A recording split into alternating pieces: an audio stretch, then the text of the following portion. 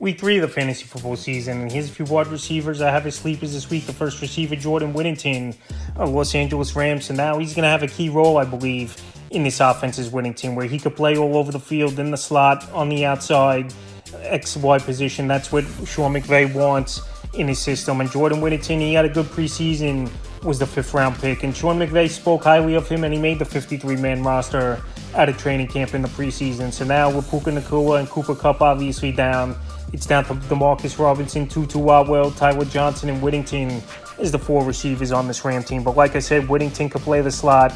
He could play on the outside. He's a big physical wide receiver, where DeMarcus Robinson's more of a deep ball threat, Tutu Atwell more of the speedster in the slot, and Tyler Johnson just middle of the field type of wide out and yard after catch guy. So Whittington, like I said, they've been prepping him in the preseason. High praise at a training camp from McVay and the coaching staff. And Whittington available 95% of fantasy leagues. And this week in a matchup versus the 49ers coming to Los Angeles, they know they got to put points on the board. And Whittington, I think, could go out there and surprise people. Next receiver, Jauan Jennings of the San Francisco 49ers. Now Deebo Samuel out multiple weeks with injury. And Jauan Jennings, we've seen some flashes from him over the last couple seasons. So with Deebo out, and obviously McCaffrey's been out the first 2 weeks of the year and out for multiple more weeks with injury, Jauan Jennings is going to get a good opportunity.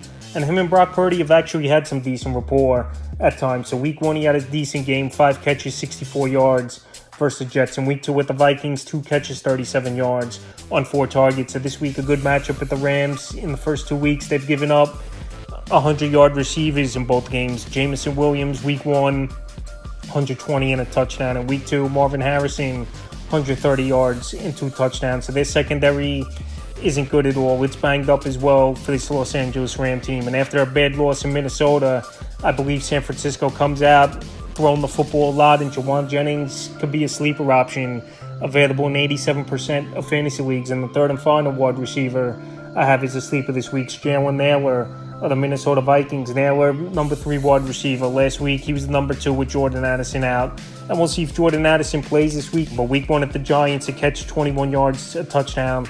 And week 2 versus the Niners in that one, 3 catches, 54 yards, and a touchdown. So Justin Jefferson, he looks like he's going to play, ready to go. But Jalen Nailor, him and Sam Darnold have good rapport, where early in training camp and preseason, they were working together in the second team before J.J. McCarthy went down with injury. So Nailor, pretty quick wide receiver. He lines up in the slot. He can make some plays. And this week in a ball game where I think Minnesota's got to put points on the board, a high-scoring offense of the Houston Texans, I think Nailor once again could have a good game. I'm not saying he's going to go out there and score a 3rd touchdown in 3 games, but I think he could have maybe 50, 60 yards on 4 or 5 catches. That's a few wide receivers I have as sleepers for week 3 of the fantasy football season.